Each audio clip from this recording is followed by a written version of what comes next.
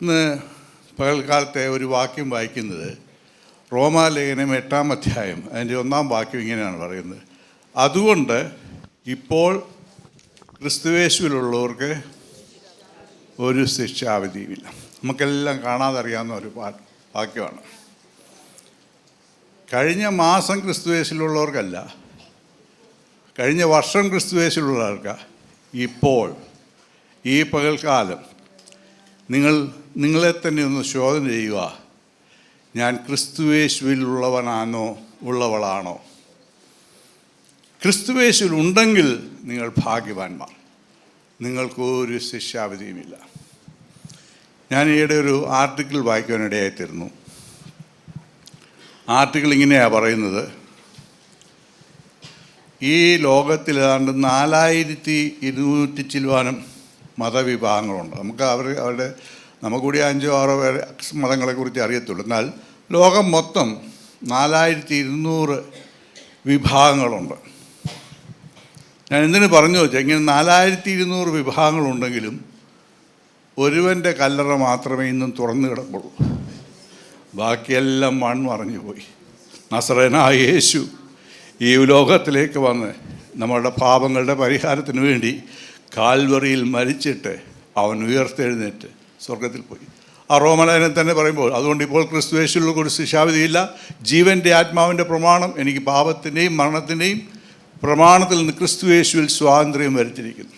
ജഡത്താലുള്ള ബലഹീന നിമിത്തം ന്യായപ്രമാണത്തിന് കഴിയാഞ്ഞതിനെ സാധിപ്പാൻ ദൈവം തൻ്റെ പുത്രനെ പാപജഡത്തിൻ്റെ സാധിച്ചു പാപനിമിത്തവും അയച്ചു. പാപത്തിന് ജഡത്തിൽ, ഈ പാപത്തിന് ആരുടെ ജഡത്തിലാണ് ശിക്ഷ വിധിച്ചത്? യേശുവിൻ്റെ ജഡത്തിൽ. ഈ ലോകത്ത് വേറെ ആർക്കും നമ്മുടെ പാപങ്ങളെ കഴുകി ശുദ്ധീകരിക്കാനോ പറ്റില്ല. അങ്ങനെയുള്ള അവസരത്തിലാണ് യേശു ഈ ലോകത്തിലേക്ക് വന്ന് പാപമില്ലാത്തവനായി ജീവിച്ച് 33 വയസ്സിൽ കാൽവറിയിൽ താൻ യാഗമായി തീർന്നു. അങ്ങനെ മുഴു ലോകത്തിൻ്റെയും പാപത്തിന് പകരമായി യേശു ആ പാപം മുഴുവൻ തൻ്റെ ജീവിതത്തിൽ ഏറ്റെടുത്ത് താൻ അതിനെ ശിക്ഷ വിധിച്ചു. പ്രിയമുള്ളവരെ, ഇന്ന് പകൽക്കാലം നാം രക്ഷിക്കപ്പെട്ടവരാണെന്നുള്ള ഉറപ്പ് വേണം. അതുകൊണ്ടാണ് ഞാൻ പറയുന്നത്, ക്രിസ്തുയേശു ഇപ്പോൾ ക്രിസ്തുയേശുള്ളവർക്ക്. അതുകൊണ്ട് അനുബന്ധമായിട്ടൊരു വാക്യം കൂടെ വായിക്കാൻ ആഗ്രഹിക്കുന്നു. അപ്പോസ്തല പ്രവൃത്തി 4-ാം അധ്യായം അതിൻ്റെ 5-ാമത്തെ വാക്യം തൊട്ട് വായിച്ച് 4-5 തൊട്ട്. പിറ്റേനാൾ അവരുടെ പ്രമാണികളും മൂപ്പന്മാരും ശാസ്ത്രിമാരും യെരൂശലേമിൽ ഒന്നിച്ചുകൂടി. മഹാപുരോഹിതനായ ഹന്നാവും കയ്യാഫാവും യോഹന്നാനും അലക്സന്തരും മഹാപുരോഹിത വംശത്തിലുള്ളവർ ഒക്കെയും ഉണ്ടായിരുന്നു. ഇവർ അവരെ നടുവിൽ നിർത്തി, ഏതു ശക്തി കൊണ്ടോ ഏതു നാമത്തിലോ നിങ്ങൾ ഇത് ചെയ്തു എന്ന് ചോദിച്ചു. 3-ാം അധ്യായത്തിൽ ഒരു മുടന്തനായ മനുഷ്യന് ദൈവം സൗഖ്യം കൊടുത്തതിന് പകരമായിട്ട് ഇവർ പത്രോസിനെയും യോഹന്നാനെയും ആൾക്കാരെല്ലാം പിടിച്ചു കെട്ടി ജനത്തിൻ്റെ മധ്യേ കൊണ്ടുവന്നിട്ട് ചോദിക്കുക എന്തുവാ ചോദിക്കുന്ന? ആ ചോദ്യം ചോദിച്ചേ, ഏത് ശക്തി കൊണ്ടോ ഏതു നാമത്തിലോ നിങ്ങൾ ഇത് ചെയ്തു എന്ന് ചോദിച്ചു. പത്രോസ് പരിശുദ്ധാത്മാവ് നിറഞ്ഞു. അവിടെ പത്രോസിന്റെ കാര്യം നിൽക്കണം. പത്രോസ് ചുമ്മാതെ വായിത്തോന്ന് വിളിച്ചു പറയല്ല. പത്രോസ് സമയത്ത് പരിശുദ്ധാത്മാവിനാൽ നിറയപ്പെട്ടവനായി അവരോട് പറഞ്ഞു, ജനത്തിന്റെ പ്രമാണികളും മൂപ്പന്മാരും ആയുള്ളവരെ, ഈ ബലഹീന മനുഷ്യനുണ്ടായ ഉപകാരം നിമിത്തം ഇവൻ എന്തോന്നിനാൽ സൗഖ്യമായി എന്ന് ഞങ്ങളെ ഇന്ന് വിസ്തരിക്കുന്നു എങ്കിൽ ഞങ്ങളെ ഇന്ന് വിസ്തരിക്കുക. നിങ്ങൾ എന്തിനു വേണ്ടിയാ ഈ പാവപ്പെട്ട മനുഷ്യന് ദൈവം സൗഖ്യം കൊടുത്തതിന് വേണ്ടി നിങ്ങൾ ഞങ്ങളെ വിസ്തരിക്കുക. എന്നിട്ട് അടുത്ത വാക്യം വായിച്ചേ. എങ്കിൽ നിങ്ങൾ ക്രൂശിച്ചതും ദൈവം മരിച്ചവരിൽ നിന്ന് ഉയർപ്പിച്ചവനുമായ നസ്രേനായ യേശുക്രിസ്തുവിന്റെ നാമത്തിൽ തന്നെ ഇവൻ സൗഖ്യമുള്ളവനായി. അപ്പോസ്തലൻ പത്രോസ് പറയാണ്, നിങ്ങൾ ഞങ്ങളെ വിസ്തരിക്കുന്നുണ്ടെങ്കിലും ഈ പാവപ്പെട്ട മനുഷ്യന് സൗഖ്യം കിട്ടുന്നത് എങ്ങനെയാണെന്ന് ചിന്തിക്കുകയാണെങ്കിൽ അതിന് ഒറ്റ ഉത്തരമേ ഉള്ളൂ: നിങ്ങൾ ക്രൂശിച്ചവനും ദൈവം മരിച്ചവരിൽ നിന്ന് ഉയർത്തി. നിങ്ങൾ ക്രൂശിച്ചു കൊന്നു. അവിടെ കളഞ്ഞാൽ ദൈവം മരിച്ചവരിൽ നിന്ന് ഉയർപ്പിച്ചവനുമായ നസ്രേനായ യേശുവിന്റെ നാമത്തിൽ തന്നെ ഇവൻ സൗഖ്യമുള്ളവനായിരിക്കും. ഇന്ന് പകൽക്കാലം നാം ഈ പകൽക്കാലം ഇവിടെ കൂടി വന്നതിന്റെ പിന്നിൽ നസ്രേനായ യേശു നമുക്ക് വേണ്ടി മരിച്ചതുകൊണ്ടാണ്. നമ്മുടെ പാപങ്ങൾക്ക് മറ്റൊരു പരിഹാരവുമില്ലായിരുന്ന സമയത്ത് എൻ്റെയും നിങ്ങളുടെയും പാപങ്ങൾക്ക് വേണ്ടി കാൽവരിയിൽ മരിച്ച നസ്രേനായ യേശുവിനെ നാം ഹൃദയത്തിൽ ഏറ്റെടുത്തതിൻ്റെ ഫലമായിട്ടാണ് നാം ഇന്ന് പകൽക്കാലം ഇവിടെ ആരാധനയ്ക്ക് കടന്നു വന്നത്. പ്രിയമുള്ളവരെ, നാം എത്ര നന്ദിയുള്ളവരായിരിക്കണം. അതിനോടുകൂടി ഒരു കാര്യം കൂടെ ചിന്തിക്കണം. നിങ്ങളെല്ലാ ദിവസവും ഈ വാക്യം, കർത്താവെ ഞാനിപ്പോൾ ക്രിസ്തുയേശുവിലാണ്, അല്ല ഞായറാഴ്ച സഭായോഗത്തിന് വരുമ്പോഴല്ല, ക്രിസ്തുയേശുവിൽ 365 ദിവസവും ഞാൻ ക്രിസ്തുയേശുവിലുള്ളവനാണ് എന്നുള്ള ബോധ്യത്തോട് വേണം ഈ ഭൂമിയിൽ നാം ജീവിക്കാൻ. മരണം നമ്മളെ എപ്പോഴാണ് കാർന്നു നിന്ന് അറിയത്തില്ല, എന്തൊക്കെയാണ് സംഭവിക്കുക നമുക്കറിയത്തില്ല. പക്ഷേ ഒരു കാര്യം നമുക്ക് ഉറപ്പ് വരുത്തണം, ഞാൻ ക്രിസ്തുയേശുവിനുള്ളവനാണ്, ഞാൻ യേശുവിൻ്റെ ഭകയാണ്, യേശു എൻ്റെ ദൈവമാണ്. ആ ഒരു ഉറപ്പ് നമ്മുടെ ജീവിതത്തിലുണ്ടെങ്കിൽ നമ്മുടെ ജീവിതം ധന്യമായി. പ്രിയമുള്ള, ഞാൻ പലപ്പോഴും പറഞ്ഞിട്ടുള്ള ഉപമയാണ്, എന്നാൽ ഒന്നുകൂടെ പറയുവാൻ ആഗ്രഹിക്കുന്നു. ഒരിക്കൽ ഈജിപ്തിൽ ഈ അടിമക്കച്ചവടം ഉണ്ടായിരുന്നു. അടിമക്കച്ചവടം നിലവിലുള്ള സമയത്ത്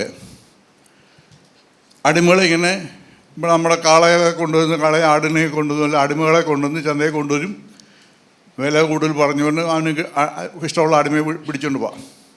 ഇതിനെക്കുറിച്ച് ഒന്ന് കാണാൻ വേണ്ടി ആ ഈജിപ്തിലെ രാജ്യത്തിൻ്റെ രാജകുമാരന് ഒരു ആഗ്രഹം, എന്തോ ഈ അടിമക്കച്ചവടം ഒന്ന് കാണുന്ന ആഗ്രഹത്തോടുകൂടി തൻ്റെ കൂട്ടുകാരെ വിളിച്ചുകൊണ്ട് ഒരു ദിവസം അടിമച്ചന്തയിൽ പോയി.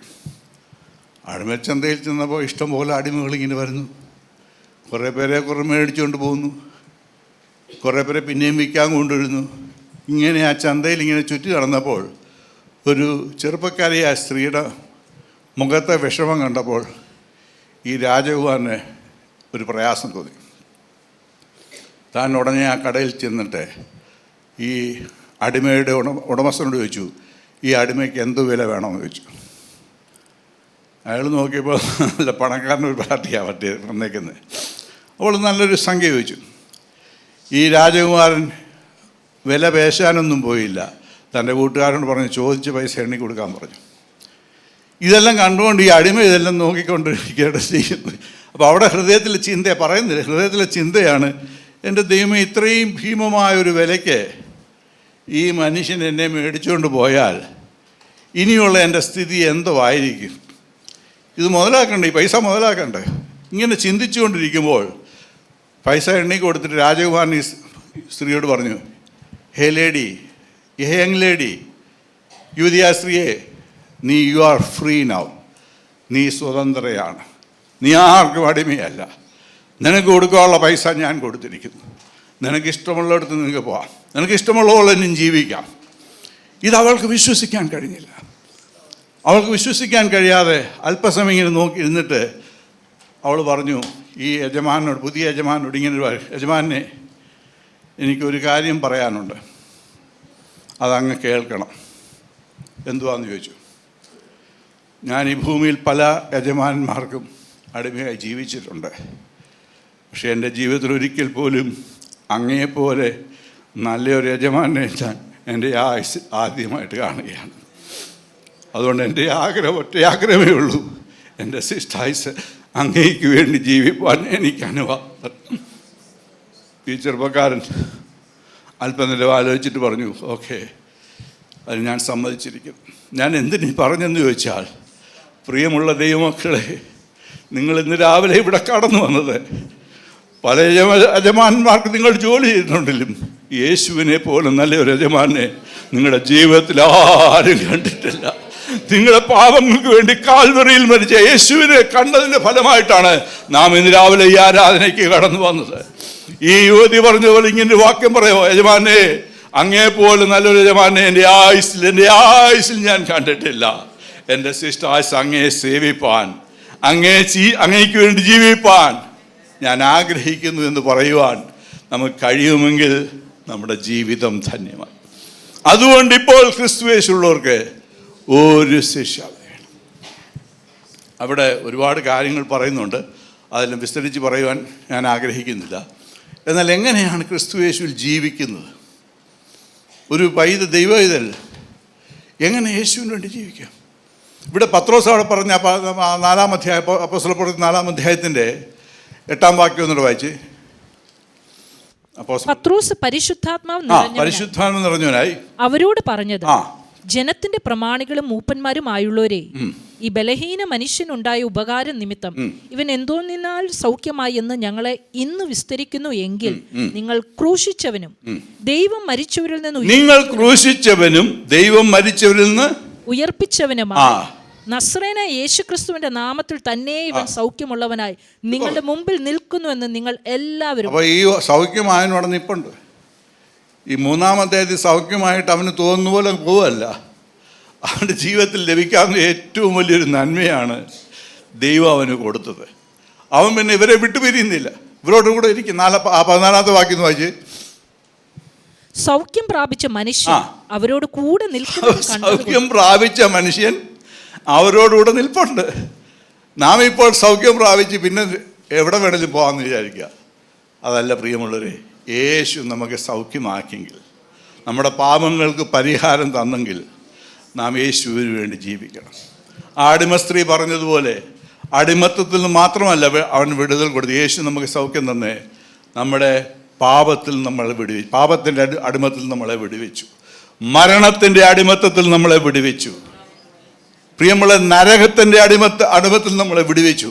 ഇങ്ങനെ അനേകമായ അടിമത്തം വേറെ ആർക്കും വിടുവിക്കുവാൻ കഴിയാത്ത അടിമത്തിൽ നിന്ന് ഒരുവൻ നമ്മളെ വിടുവിച്ചുവെങ്കിൽ, ഇന്ന് പകൽക്കാലം തൻ്റെ ഇടത്തോട് പറയണം, ഈ യജമാനെ വിട്ട് ഞാൻ എങ്ങും പോവുകയില്ല. എൻ്റെ സിസ്റ്റായിസ് യജമാനു വേണ്ടി ജീവിക്കും.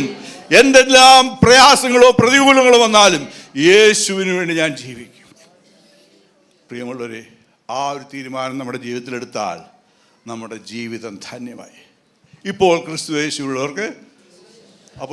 ക്രിസ്തുയേശുവുള്ളവർക്ക് നിങ്ങൾ കാണാതെ ഈ വാക്യം പഠിച്ചുകൊണ്ട് നിങ്ങൾ ക്രിസ്തുയേശുവിലായോ?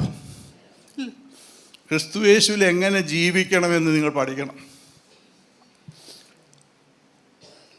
യോഹന്നാൻ്റെ ലേഖനം 1 യോഹന്നാൻ 2-ാം അധ്യായം അതിൻ്റെ 6-ാമത്തെ വാക്യം വെച്ച്, അവനിൽ വസിക്കുന്നു എന്ന് പറയുന്നവൻ അവൻ നടന്നതുപോലെ നടക്കേണ്ടതാണ്. വേറെ ഒരു വാക്യ യോഹന്നാൻ പറയുന്നു, അവനിൽ വസിക്കുന്നു എന്ന് നിങ്ങൾ പറയും.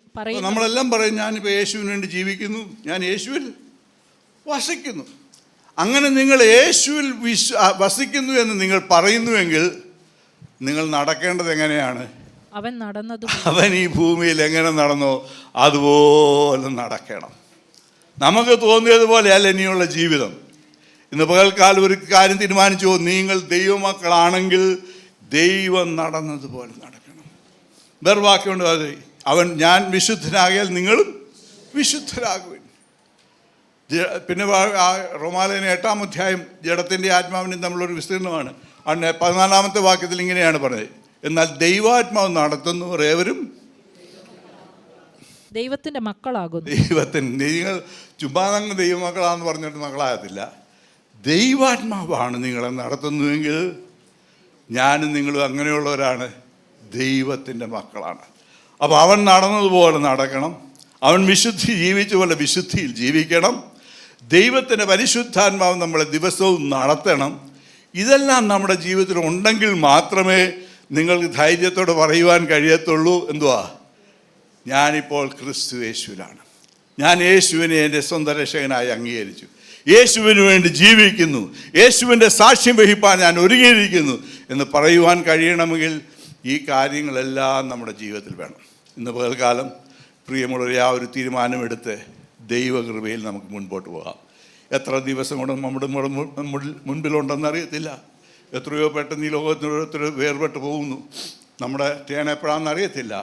എന്നാൽ ഏത് സമയത്തായാലും ഒരു കാര്യം ഉറപ്പ് വരുത്തിയാൽ മതി, ഞാൻ ക്രിസ്തു യേശു ജീവിക്കുന്നു, യേശുവിന് വേണ്ടി ജീവിക്കുന്നു, യേശുവിന് വേണ്ടി മരിപ്പാൻ വേണ്ടി ആഗ്രഹിക്കുന്നു. യേശു ജീവിച്ചതുപോലെ ഞാൻ എനിക്ക് ജീവിക്കണം, യേശു വസിച്ചതുപോലെ, യേശു നടന്നതുപോലെ എനിക്ക് നടക്കണം.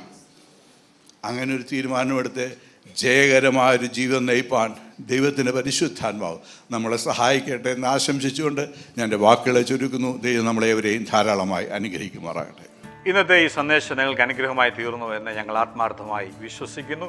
ഇതുപോലെയുള്ള അനുഗ്രഹിക്കപ്പെട്ട സന്ദേശങ്ങൾ തുടർന്നും കേൾക്കുവാൻ ദയവായി ഞങ്ങളുടെ ഈ ചാനൽ നിങ്ങൾ സബ്സ്ക്രൈബ് ചെയ്യുക. അതിലൂടെ നമ്മുടെ രക്ഷിതാവും കർത്താവും വീണ്ടെടുപ്പുകാരനുമായ യേശു കർത്താവുമായിട്ടുള്ള ദൃഢമായ ബന്ധത്തിൽ വളരുവാൻ അത് കാരണമായി തീരട്ടെ എന്ന് ഞങ്ങൾ പ്രാർത്ഥിക്കുന്നു. മറക്കാതെ ഇപ്പോൾ തന്നെ സബ്സ്ക്രൈബ് ചെയ്യൂ. ദൈവം നിങ്ങളെ അനുഗ്രഹിക്കുമാറാകട്ടെ.